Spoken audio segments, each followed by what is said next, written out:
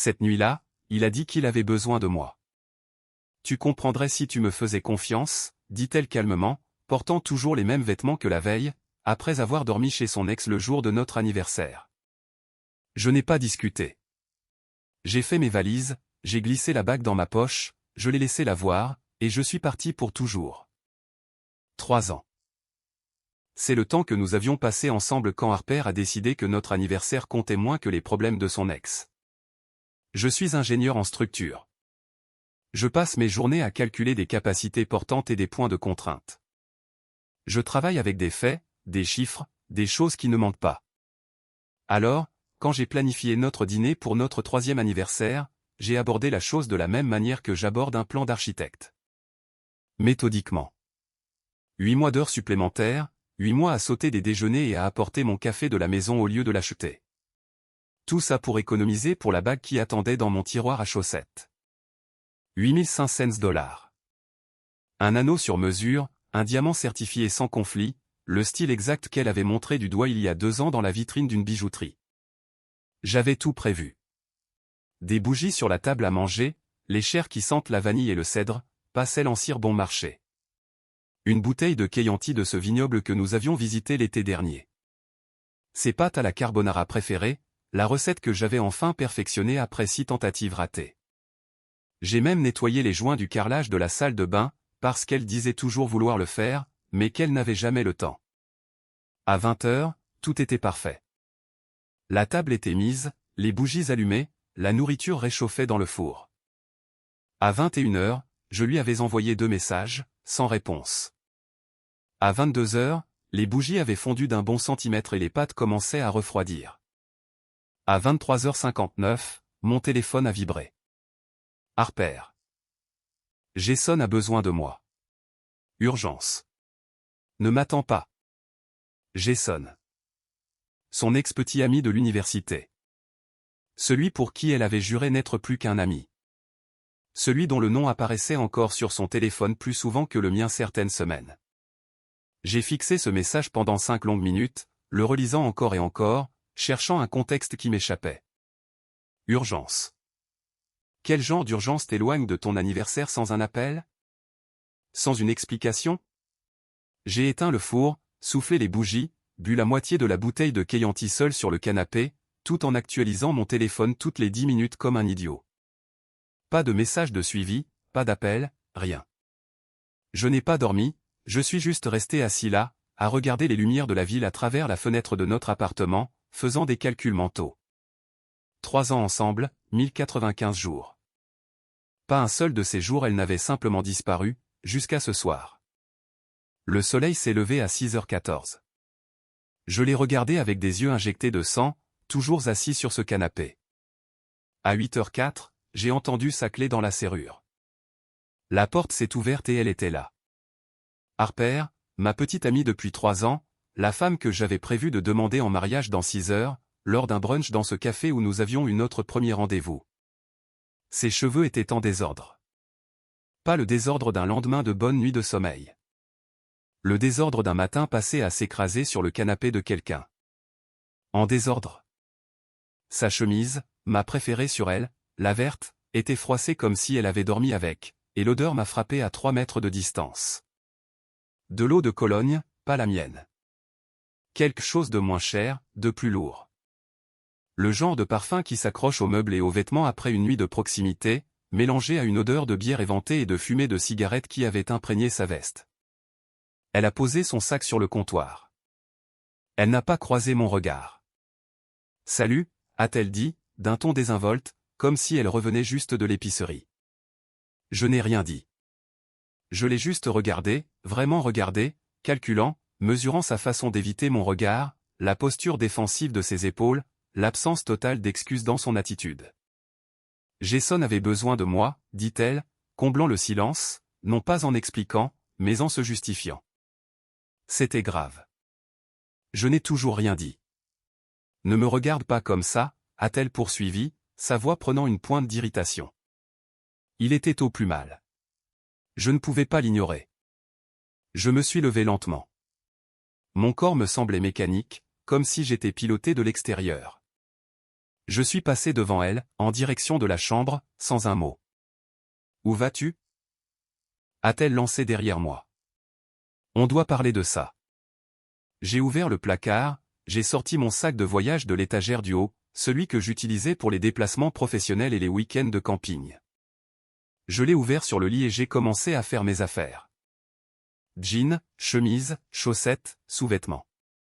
Chaque article était plié et placé avec la même précision que j'avais utilisée pour mettre la table la veille. Qu'est-ce que tu fais? Harper est apparu dans l'embrasure de la porte, la confusion perçant enfin sa façade défensive. Je n'ai pas répondu, j'ai continué à faire mon sac. Parle-moi. La voix d'Harper est montée d'un ton. Arrête d'être passif-agressif et dis quelque chose. J'ai ouvert le tiroir de ma commode, attrapé une poignée de chaussettes, puis une autre. Ma brosse à dents et mon déodorant sont allés dans la poche latérale. J'étais en pilote automatique, mais chaque mouvement était délibéré, calculé. C'est ridicule, a-t-elle dit en entrant dans la pièce. J'aidais un ami en crise. Tu agis comme si j'avais commis un crime. Je me suis dirigé vers la table de chevet, j'ai débranché mon chargeur de téléphone, l'ai enroulé autour de ma main et l'ai glissé dans le sac. Jason parlait de se faire du mal, a continué Harper, son ton changeant pour quelque chose de travaillé, de répété. Il m'a appelé en pleurant. Il a dit qu'il ne pouvait pas rester seul. Qu'est-ce que j'étais censé faire? Appeler les urgences? M'appeler, ai-je pensé. Rentrer à la maison après 1 heure. Faire littéralement n'importe quoi d'autre que de disparaître pendant 8 heures sans un mot. Mais je ne l'ai pas dit. J'ai continué à faire mon sac. Tu sais quoi? Très bien. Sois puéril, sa voix s'est durcie. Je suis resté avec quelqu'un qui avait besoin d'aide. Quelqu'un qui était du genre autodestructeur. Et tu me punis pour ça comme si, elle s'est arrêtée en pleine phrase. J'ai suivi son regard. Là, sur la commode, où je l'avais délibérément laissé ce matin après être resté éveillé toute la nuit, se trouvaient les crins en velours de la bague. Bleu marine, petit, reconnaissable entre tous. La couleur a quitté le visage d'Harper comme si on avait tiré une bonde. Sa main est montée à sa bouche. Elle a fait un pas vers la commode, puis s'est arrêtée. Ses yeux se sont écarquillés, puis se sont embués. Est-ce que c'est? Sa voix était à peine plus qu'un murmure. J'ai attrapé la boîte avant qu'elle ne puisse la toucher. Je l'ai tenue dans ma paume, sentant son poids. 8 mois de préparation. 8 mois à imaginer l'expression sur son visage quand je l'ouvrirais. Pas cette expression. Jamais cette expression. Oh mon Dieu. Sa main tremblait maintenant. Tu allais? Quand? Hier soir, ai-je dit, les premiers mots que je lui avais adressés depuis son arrivée. Pendant un brunch. Au café où on s'est rencontrés. Ses genoux ont littéralement fléchi. Elle s'est rattrapée au cadre de la porte. Je ne savais pas. Je te jure que je ne savais pas que tu avais prévu, quelle différence ça aurait fait? La question est restée en suspens entre nous. Je l'ai regardée se démener pour trouver une réponse qui n'existait pas. Elle a commencé à pleurer. De vraies larmes, cette fois. Pas le genre manipulateur. Je serais rentré. Je l'aurais fait, mais tu ne l'as pas fait, j'ai fermé la fermeture éclair du sac de voyage. Tu as choisi de rester avec Jason le jour de notre anniversaire, sans un appel. Sans rentrer à la maison. Tu as fait ton choix. C'est mon ami, sa voix s'est brisée. C'était mon premier amour. On a une histoire. Je ne pouvais pas l'ignorer quand il était, tu n'as pas appelé les urgences, ai-je dit. Tu ne m'as pas envoyé de nouvelles. Tu n'es pas rentré à minuit, ni à 2 heures du matin, ni même à 6 heures. Tu as bu avec lui. Tu as dormi sur son canapé, et puis tu es rentré ici en sentant son odeur, et tu as agi comme si le problème, c'était moi pour l'avoir remarqué. Il ne s'est rien passé. Criait-elle maintenant. On a juste parlé. Il pleurait, on a bu quelques bières et je me suis endormi. C'est tout. Pourquoi n'es-tu pas rentré? Silence. Pourquoi n'as-tu pas appelé? Plus de silence. Pourquoi être là pour lui était plus important que d'être ici avec moi? Parce qu'il avait besoin de moi. A-t-elle hurlé. Il s'effondrait et il avait besoin de moi et je suis désolé. D'accord. Je suis désolé. Je n'ai pas pensé à ce stupide dîner. Arrête. Ma voix est sortie plate. Morte. Juste, arrête. Elle respirait fort, son mascara commençait à couler. Tu ne comprends pas. Tu n'as jamais compris. Jason et moi, on a cette connexion. Ça ne disparaît pas juste parce qu'on a rompu. Quand quelqu'un que tu aimes est en souffrance, quelqu'un que tu aimes, les mots se sont posés entre nous comme du verre brisé. Le visage d'Harper a changé. Elle a réalisé ce qu'elle venait de dire. Ce n'est pas je voulais dire aimer, comme des amis. J'ai pris l'écrin de la bague, je l'ai glissé dans la poche de ma veste, et j'ai jeté le sac de voyage sur mon épaule. C'est insensé, Harper s'est mise en travers de la porte de la chambre. Tu es insécure, contrôlant. J'aidais quelqu'un avec sa santé mentale, et tu ramènes tout à toi. Je l'ai regardé, vraiment regardé. 3 ans, 1095 jours, et à cet instant, j'ai vu clairement ce que j'avais été trop investi pour voir auparavant. Elle n'était pas désolée pour ce qu'elle avait fait. Elle était désolée de s'être fait prendre. Désolée pour la bague. Désolée pour les conséquences. Mais elle le referait. La prochaine fois que Jason appellerait. La prochaine fois qu'il aurait besoin d'elle. Je comprends parfaitement, ai-je dit. Tu l'as choisi. Je me choisis. Je l'ai contourné. Attends. Elle m'a attrapé le bras. Où vas-tu? Tu ne peux pas partir comme ça. On doit régler ça. Je me suis libéré, j'ai continué à marcher vers la porte d'entrée. Tu jettes 3 ans à la poubelle pour une seule erreur. Sa voix est montée plus haut. Désespéré, maintenant. Tu ne m'aimes plus? Je me suis arrêté, la main sur la poignée de la porte. Je ne me suis pas retourné. Si, ai-je dit. Je t'aimais. Puis j'ai ouvert la porte et je suis sorti. Derrière moi, les cris d'Harper se sont transformés en sanglots. Mais j'étais déjà au bout du couloir, sac de voyage sur l'épaule, écrin de la bague dans la poche, marchant vers un futur incertain qui était, d'une certaine manière, plus clair que le passé que je laissais derrière moi. J'ai roulé pendant 20 minutes avant de réaliser que je n'avais nulle part où aller. Ma voiture a juste traversé des intersections, longé des rues familières, fonctionnant par mémoire musculaire, pendant que mon cerveau traitait ce qui venait de se passer. Finalement, je me suis garé sur le parking d'un hôtel près de l'autoroute. Rien de luxueux, juste propre et anonyme.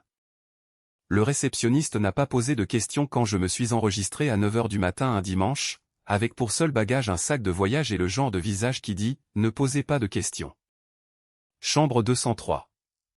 2 lits doubles, des œuvres d'art génériques au mur, l'odeur de produits de nettoyage industriel. J'ai laissé tomber le sac par terre et je me suis assis sur le bord du lit. Puis j'ai sorti mon téléphone. 47 appels manqués. Tous d'Harper. J'ai fait défiler les messages qui étaient arrivés pendant mon trajet. J'ai assisté à la progression en temps réel. Harper, s'il te plaît, reviens. On peut en parler. Harper, je suis désolé. J'aurais dû appeler. Je le sais maintenant. Harper, tu as raison. J'ai merdé. Rentre juste à la maison et on arrangera ça. Puis, environ 15 minutes plus tard, le ton a changé. Harper, tu es dramatique. Les gens aident leurs amis. C'est normal. Harper, je n'arrive pas à croire que tu me punisses pour être une bonne personne. Harper, c'est exactement pour ça que je suis allé voir Jason. Tu ramènes toujours tout à toi. J'ai bloqué son numéro.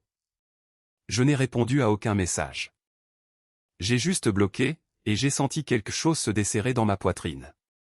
Le lundi matin, je suis arrivé au travail à 6 h 30, plus tôt que d'habitude, mais j'étais debout depuis 4 heures de toute façon. Je n'arrivais pas à dormir. Je ne voulais pas dormir. Je voulais juste calculer quelque chose qui ait du sens. Je me suis plongé dans les calculs de charge pour le projet de la tour Riverside. Les chiffres ne mentent pas. La physique ne vous manipule pas. Si une poutre de soutien ne peut pas supporter la contrainte, elle cède. Simple, net, honnête. Mon patron, Franklin, est passé à mon bureau vers 10 h. Ça va? A-t-il demandé, tenant une tasse à café sur laquelle était écrit « L'ingénieur du monde ». Ouais, ai-je dit. Pourquoi? Tu fixes ces schémas structurels depuis 3 heures sans bouger. Soit tu as trouvé un problème majeur, soit tu as un problème majeur. J'ai presque ri. Juste concentré. Il m'a étudié une seconde. Eh bien, garde cette concentration. Je te nomme chef de projet pour la tour du centre-ville. Mitchell prend sa retraite le mois prochain et j'ai besoin de quelqu'un qui puisse gérer la complexité. Ça t'intéresse? Ingénieur structurel en chef. La promotion pour laquelle je travaillais depuis 2 ans. Ouais, ai-je dit. J'en suis. Bien. On parlera des détails mercredi. Il s'est éloigné, puis s'est retourné. Et, quoi qu'il se passe, ne te laisse pas bouffer. Certain. Le meilleur travail que j'ai jamais fait, c'était juste après mon divorce. Cette semaine est devenue une routine. Réveil à 5 heures. Salle de sport à 5h30. Chaque protéiné. Douche. Travail à 7 heures. Concentration jusqu'à 18 heures. Balade sur ma vieille Yamaha le long de la côte jusqu'à la nuit. Préparation des repas, sommeil, et on recommence. Mon téléphone est resté silencieux. Harper était toujours bloqué. J'ai aussi bloqué ses réseaux sociaux, et ses emails allaient directement à la corbeille. Puis Destiny a appelé. Je n'ai pas reconnu le numéro, alors j'ai répondu. Tu es une belle ordure. Tu le sais, ça? Sa voix était tranchante et en colère. La meilleure amie d'Harper. J'aurais dû m'y attendre. Destiny, tu l'as abandonnée quand elle avait le plus besoin de toi. Elle a fait une erreur et tu as jeté 3 ans comme si ce n'était rien. Elle est dévastée. Elle pleure tous les jours. N'arrive pas à manger. N'arrive pas à dormir. Elle a fait son choix, ai-je dit. Elle a aidé un ami autodestructeur. Tu l'as puni pour son empathie. Elle a passé notre anniversaire avec son ex-petit ami et m'a traité d'insécure parce que j'étais blessé. Je ne punis personne. J'en ai juste fini. Tu es cruel, a craché Destiny. Elle t'aimait. Alors elle avait une drôle de façon de le montrer. J'ai raccroché. Bloqué ce numéro aussi. 2 semaines après mon départ, mon pote Greg m'a envoyé un message. On était amis depuis l'université. On jouait au basket le jeudi. On buvait des bières de temps en temps. Un bon gars. Honnête. Greg, mec, je dois te dire un truc. Jason a emménagé dans ton ancien appart. J'ai fixé ce message pendant une bonne minute. Moi, quoi? Greg, j'ai croisé Harper à l'épicerie. Elle faisait les courses avec lui. Il vit là-bas. Elle a dit qu'il avait besoin d'un endroit pour se remettre après sa crise. Moi, comment elle peut payer le loyer avec lui là-bas? Greg, elle paie sa part et apparemment, elle cuisine pour lui, nettoie après lui. Elle pense qu'elle est noble. Mec, tu as échappé à une catastrophe ce soir-là. J'ai mis la bague en vente en ligne, téléchargé des photos, rédigé une description détaillée, fixé un prix juste. Je l'ai vendue en 6 heures à un gars qui allait demander sa petite amie en mariage le mois suivant. J'ai reçu un virement de $8500 sur mon compte. Le lendemain matin, je suis entré chez un concessionnaire de moto et j'ai versé cet argent en acompte sur une Ducati Monster 821, noire et rouge. La moto que je voulais depuis mes 23 ans, mais que je n'avais jamais achetée parce qu'Harper disait que les motos étaient une perte d'argent et dangereuse. Je suis parti avec à 11 heures du matin. Le moteur grondait entre mes jambes, le vent sifflait sur mon visage, et je me suis senti plus libre que je ne l'avais été en 3 ans. Ce soir-là, Greg a envoyé un autre message. Greg, aussi, pour ton information, la crise de Jason, c'était de s'être fait larguer par sa copine pour l'avoir trompé avec une barmaid. L'urgence d'Harper, c'était de consoler un gars qui s'était fait prendre la main dans le sac. Je pensais que tu devais savoir. Je l'ai lu 2 fois. J'ai laissé l'information s'imprégner. Harper avait choisi les sentiments blessés d'un trompeur plutôt que notre anniversaire, plutôt que nous, plutôt que 3 ans.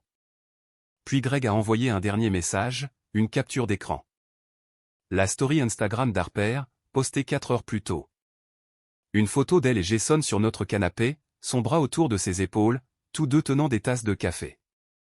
Et là, dans la main de Jason, se trouvait ma tasse préférée, celle avec la blague d'ingénierie structurelle sur le moment d'inertie qu'Harper m'avait offerte pour mon anniversaire.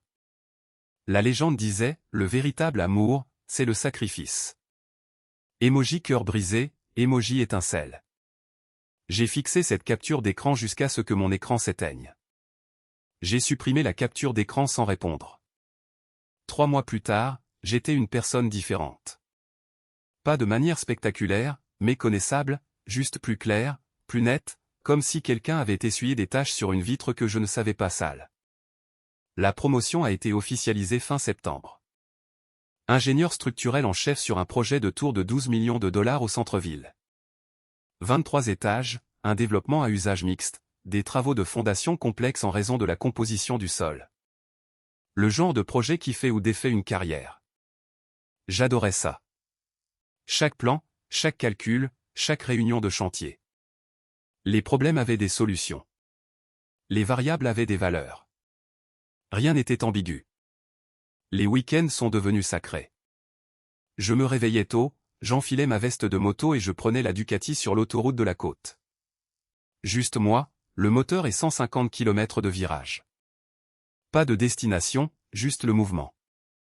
Le genre de méditation qui vient à 110 km/h, avec l'océan à ma droite et rien que la route devant. J'ai trouvé un café près du bureau. Un petit endroit, briques apparentes, et surtout, un bon expresso.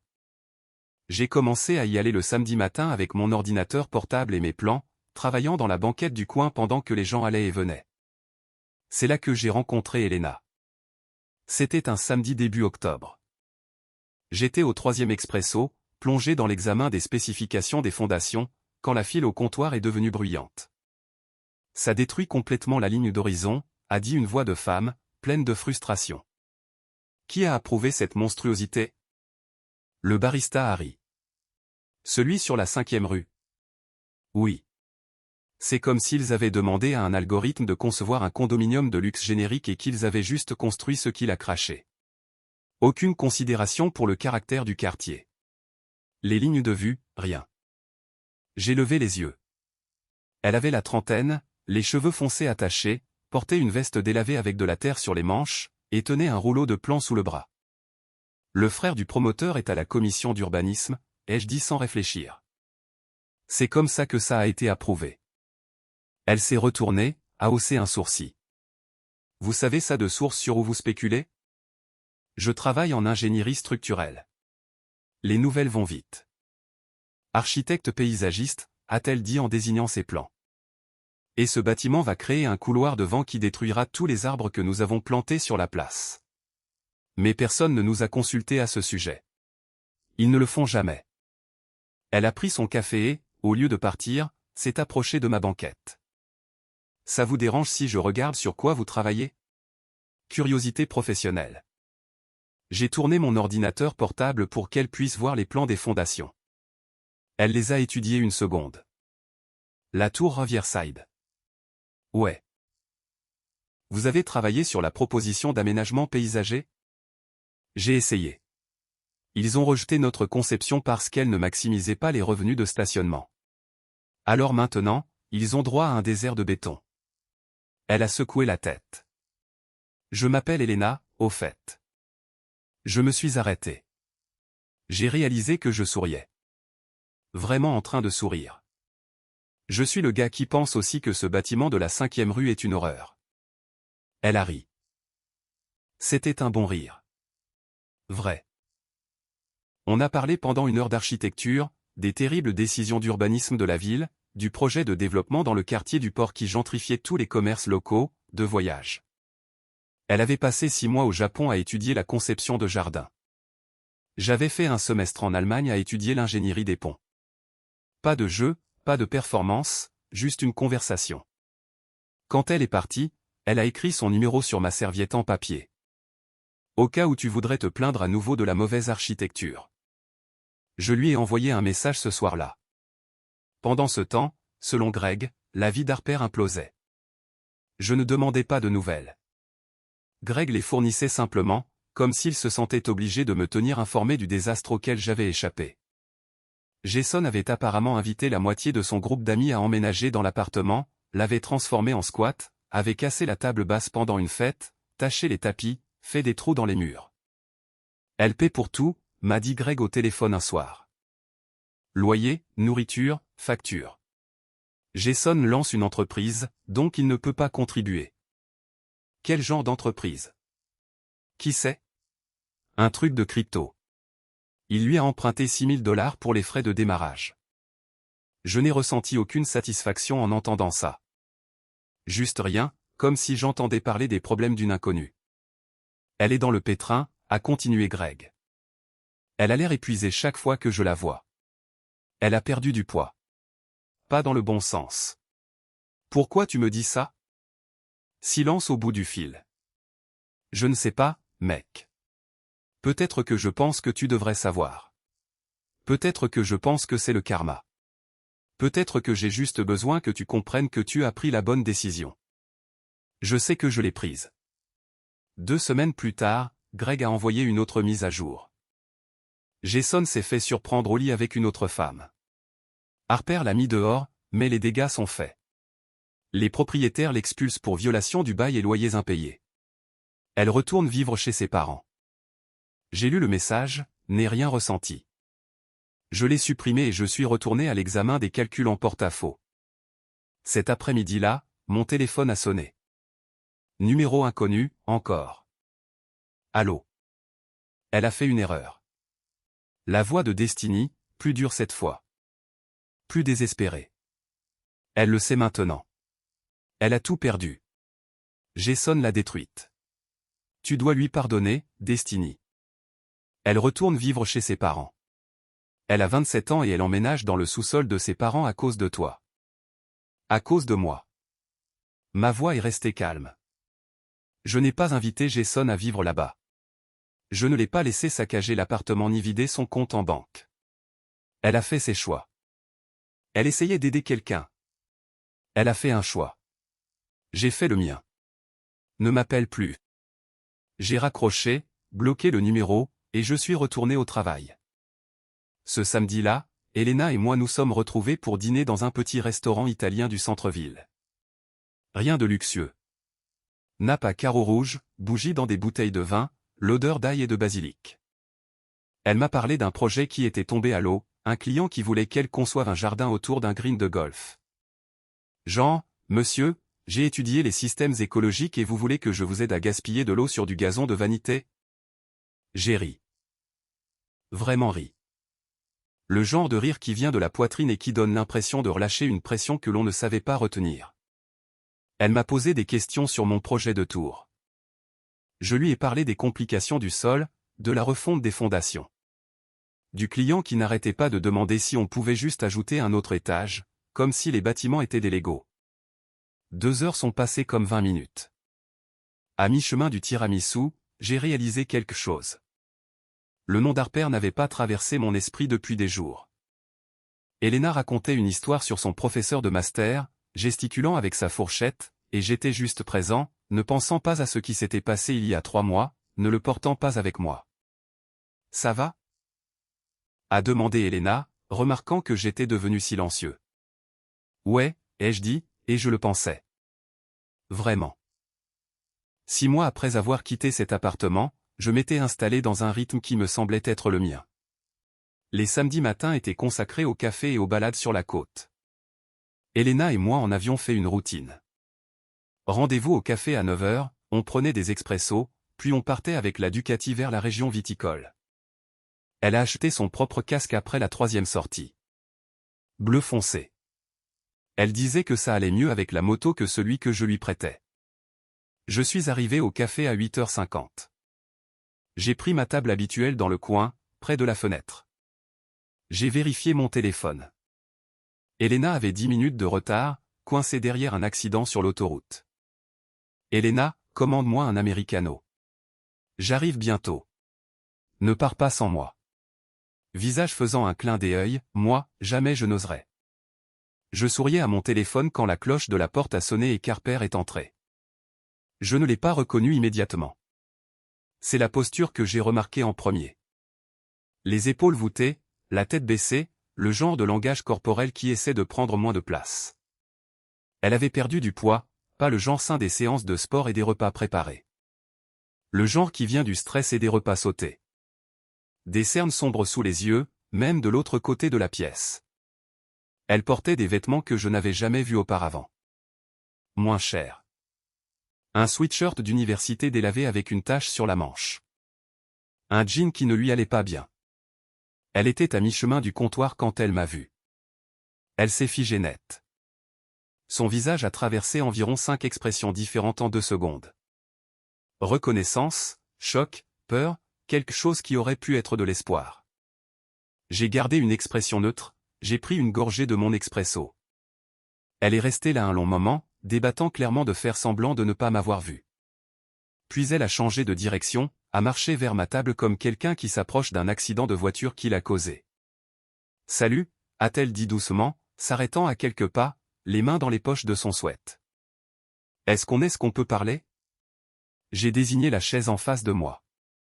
Je n'ai rien dit. Elle s'est assise prudemment, comme si la chaise pouvait s'effondrer sous son poids. Elle a gardé les yeux sur la table. « Belle journée », a-t-elle dit, puis elle a grimacé à ses propres mots.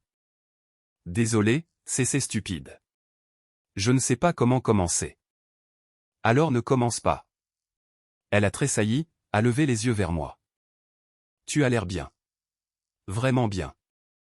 Nouvelle veste, Harper. » J'avais tort, les mots sont sortis d'un trait. Surtout. Jason a été une catastrophe. Un désastre complet. Tu avais raison sur lui. Surtout. Je suis resté silencieux, la regardant jouer avec la fermeture éclair de son sweat. Il a vidé mes économies, a-t-elle continué. Sa voix tremblait maintenant. 6 000 $ pour une entreprise qui n'a jamais existé. Il a saccagé l'appartement. M'a fait expulser. Je vis chez mes parents maintenant, dans ma chambre d'enfant. À 27 ans. Je sais. Ses yeux se sont relevés vivement. De qui? Ça n'a pas d'importance. Elle s'est dégonflée. C'est vrai. Bien sûr. Tout le monde doit le savoir. Tout le monde doit penser que je suis une idiote. Je ne pense pas que tu sois une idiote. Quelque chose comme de l'espoir a vacillé sur son visage. Tu ne crois pas.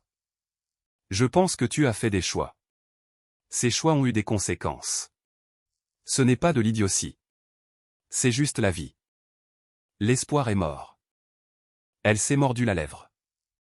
Ma cote de crédit est ruinée. J'ai 2 emplois pour rembourser les dégâts qu'il a causés.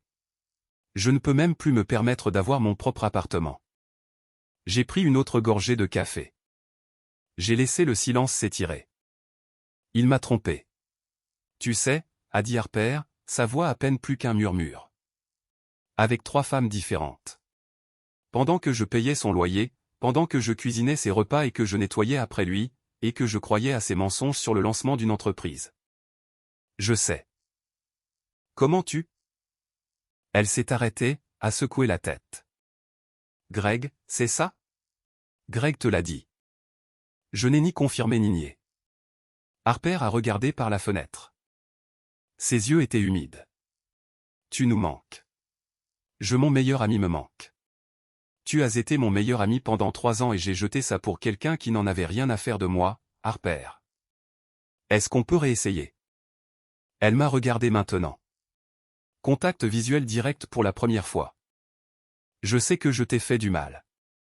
Je sais que je ne mérite pas de seconde chance, mais les gens font des erreurs. Les gens apprennent. J'ai changé. Vraiment? Oui. Je le jure. Je comprends maintenant ce que je t'ai fait, à toi, à nous. J'ai été si stupide, si aveugle. Je pensais être une bonne personne en aidant Jason, mais je choisissais le chaos. Tu as dit ça quand tu es parti. Tu avais raison. Elle a tendu la main sur la table. Sa main tremblait, s'est arrêtée à quelques centimètres de la mienne. Je ne demande pas qu'on se remette ensemble tout de suite, a-t-elle dit. Juste est-ce qu'on peut parler comme des amis? Est-ce qu'on peut essayer de reconstruire quelque chose? N'importe quoi. J'ai regardé sa main. Je n'ai pas bougé la mienne. Réessayer quoi, Harper? Nous. Notre amitié. La relation que nous avions. Je sais que ça prendra du temps. Je sais que je dois regagner ta confiance, mais on avait quelque chose de vrai. 3 ans, ça ne disparaît pas comme ça. Ça ne peut pas. Si. La nuit où tu as choisi Jason plutôt que notre anniversaire. Une nuit. Sa voix s'est brisée. Une erreur en 3 ans, et ce n'était pas une nuit. C'était chaque excuse après. Chaque fois que tu m'as traité d'insécure, chaque fois que tu as fait de moi le méchant pour avoir des limites. J'avais tort sur ça aussi. Je le vois maintenant. Je m'excuse. J'essaie de réparer les choses. La cloche de la porte a de nouveau sonné. J'ai levé les yeux instinctivement. Elena est entrée, la lumière du soleil derrière elle, un casque sous le bras. Elle m'a vu immédiatement et a souri. Le genre de sourire qui atteint les yeux et qui est sincère. Elle a marché directement vers la table, sans remarquer la posture d'Harper, la tension, le fait que mon expression était passée de neutre à quelque chose de plus doux. Elle s'est penchée et m'a embrassé sur la joue. Naturel. Facile. Désolé, je suis en retard, chérie. Le trafic elle s'est arrêtée. A remarqué Harper pour la première fois. A remarqué la main d'Harper toujours tendue sur la table vers la mienne. Oh, pardon. J'interromps quelque chose? Le visage d'Harper s'est effondré. Non, ai-je dit, en regardant Elena. On avait juste fini. Les yeux d'Elena ont navigué entre nous, lisant la situation. Elle était intelligente, elle pouvait probablement deviner qui était Harper par le contexte seul. Elena, ai-je dit, voici Harper. Harper, voici Elena. Harper a retiré sa main comme si la table l'avait brûlée. Elle s'est levée maladroitement, forçant quelque chose qui aurait pu être un sourire. Salut. Elena lui a serré la main. Bref, poli. Enchanté. Le silence s'est étiré pendant 3 secondes douloureuses. Je vais chercher nos cafés, a dit Elena, en me serrant l'épaule. Je vous laisse une minute. Elle s'est dirigée vers le comptoir, mais je pouvais la voir nous observer dans le reflet de la vitrine à pâtisserie. Harper s'est rassise lourdement. M'a fixé. Tu es passé à autre chose. 6 mois, ce n'est pas passé à autre chose rapidement. C'est juste du temps dont tu n'as pas fait partie. 6 mois, a-t-elle répété. Si vite. 3 ans ensemble et tu m'as remplacé en 6 mois. Je ne t'ai pas remplacé, Harper. J'ai juste arrêté d'attendre que tu me choisisses. Sa voix a baissé. Tu as dit que tu m'aimais. C'était le cas, le ton était tendu. Ouais. Elle a pressé ses paumes contre ses yeux, ses épaules tremblaient. Quand elle a reparlé, sa voix était rauque. Tu m'as remplacé comme si je n'étais rien. Comme si 3 ans ne signifiaient rien. Tu sais que ce n'est pas vrai. Alors pourquoi? Elle a levé les yeux, des larmes coulant sur son visage. Pourquoi est-ce qu'elle a droit à la version de toi que je voulais? Celui qui sourit comme ça. Qui appelle quelqu'un chéri? Je n'ai jamais eu ça. Si, tu l'as eu. Pendant 3 ans. Tu ne l'as juste pas remarqué avant que ce soit parti. Le souffle d'Harper s'est coupé. Ce n'est pas juste. Non, ai-je convenu. Ce ne l'est pas. Mais sentir l'eau de Cologne de ton ex le jour de notre anniversaire et me faire traiter d'insécure pour m'en soucier ne l'était pas non plus. Elle a tressailli comme si je l'avais giflé. Je t'ai dit que j'étais désolé. Tu m'as dit que tu étais désolé de t'être fait prendre. Désolé des conséquences. Mais tu n'étais pas désolé pour ce que tu avais fait. Tu l'as défendu. Tu as fait de moi le méchant. J'étais confuse, non, je me suis penché en avant, en gardant ma voix calme. Tu n'étais pas confuse. Tu étais claire. Tu as choisi Jason. Tu as choisi de l'aider plutôt que d'être là pour nous. Tu as choisi sa crise plutôt que notre anniversaire. Tu as choisi le chaos. Et tu as choisi d'abandonner. Sa voix est montée. D'autres personnes dans le café commençaient à regarder. Une erreur. Ce n'était pas une erreur, Harper. C'était une décision suivie de 100 excuses. Tu ne nous as pas détruits cette nuit-là. Tu l'as fait avec chaque justification après. Chaque fois que tu m'as traité de contrôlant, chaque fois que tu m'as dit que je devais comprendre. Chaque fois que tu as rendu la douleur de Jason plus importante que la mienne. Elle a de nouveau tendu la main sur la table. Cette fois, elle a réussi à toucher ma main avant que je ne la retire. S'il te plaît, a-t-elle murmuré. Je sais que je t'ai fait du mal. Je sais que j'avais tort, mais n'ai-je pas droit à une chance de réparer ça? 3 ans, ça doit compter pour quelque chose. Ça compte. Ça m'a appris ce que je n'accepterai plus. Alors c'est tout? Tu t'en vas, juste comme ça, après tout ce qu'on a construit. C'est toi qui es partie la première, le jour de notre anniversaire. Quand tu l'as choisi. J'ai juste eu le bon sens de ne pas te courir après. Harper pleurait ouvertement maintenant. Et si j'étais rentré ce soir-là? Et si j'avais fait un choix différent? Alors nous aurions une conversation différente. Mais tu ne l'as pas fait. Tu as choisi, et j'ai le droit de choisir aussi. J'ai sorti mon téléphone, je lui ai montré l'écran de verrouillage. Une photo d'il y a 2 semaines. Moi et Elena sur la Ducati, arrêtés à un point de vue panoramique. Nous rions tous les deux de quelque chose. L'océan s'étendant derrière nous, ses bras enroulés autour de ma taille. Nous avions tous les deux l'air vraiment, complètement heureux. Voilà à quoi ressemble le fait de me choisir. Harper a fixé la photo. J'espère qu'elle en vaut la peine. Elle n'a pas besoin d'en valoir la peine. Elle a juste besoin d'être honnête. Elena revenait avec 2 cafés. Je pouvais la voir lire la situation, chronométrant son approche. Harper s'est levé, a essuyé son visage avec sa manche. Je t'ai vraiment aimé, tu sais. Je sais, ai-je dit. Mais l'amour ne suffit pas, quand quelqu'un choisit constamment les autres avant toi. Mon meilleur ami me manque, a-t-elle dit doucement. Ton meilleur ami est mort quand tu as senti l'eau de Cologne de Jason et que tu m'as dit que le problème, c'était moi pour l'avoir remarqué. Elle a hoché la tête lentement, vaincue. M'a regardé une dernière fois, comme si elle essayait de mémoriser quelque chose qu'elle avait déjà perdu. Je suis désolé pour tout. Vraiment. Je sais. Je peux te demander une chose? J'ai attendu. Es-tu heureux? J'ai regardé Elena, debout près du comptoir, nous laissant de l'espace, mais prête quand j'aurai besoin d'elle. J'ai pensé à la Ducati garée dehors, à la promotion, au projet de la tour, aux balades du week-end, à l'absence de drame et à la paix simple et sans complication de savoir que quelqu'un vous choisit chaque jour, sans qu'on le lui demande. Oui, ai-je dit. Vraiment. Le visage d'Harper s'est effondré une dernière fois. Elle a hoché la tête. N'a pas dit au revoir. A juste tourné les talons et est sortie du café sans se retourner.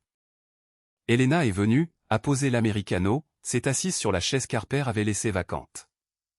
Ça va? Ouais. Elle a étudié mon visage. C'était elle? L'ex? Ouais. Elle voulait que tu reviennes. Ouais. Elena a siroté son café. N'a pas insisté. A juste attendu. Je pensais ce que j'ai dit, je lui ai dit. Je suis heureux. Elle a souri, a tendu la main sur la table et a pris la mienne. Bien. Maintenant, finis ton expresso. On a 145 km de côte et toute une journée à ne pas penser aux ex devant nous. 20 minutes plus tard, nous étions sur l'autoroute. Les bras d'Elena autour de ma taille, son casque pressé contre mon omoplate, le moteur de la Ducati vibrant entre mes jambes, le vent sur mon visage, l'océan à ma droite, rien que la route ouverte devant.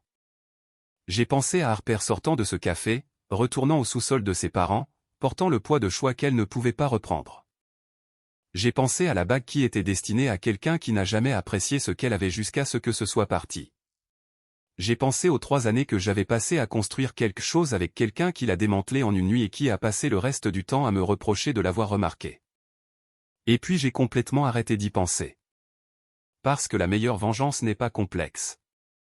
Il ne s'agit pas de regarder quelqu'un souffrir ou de le faire payer.